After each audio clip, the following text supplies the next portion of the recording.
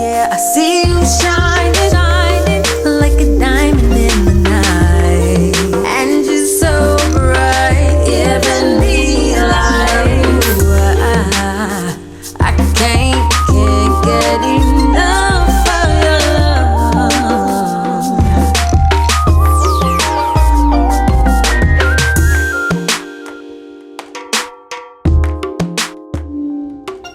Before, after. I'm gonna show you what I use to make them bling. Before you get started on your wonderful project, you're gonna need some ModPodge. It's like a glue that just glues everything together, and it dries clear, so that's the nice part.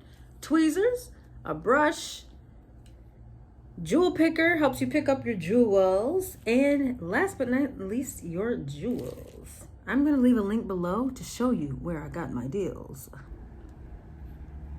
When you first start putting your gems on there, they're gonna move around a little bit.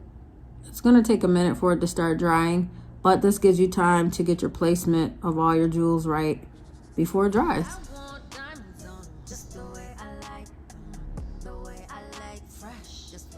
There are some more spaces I could fill in there, and I will do that, but make sure you have fun with your project and hit like, share, subscribe down below.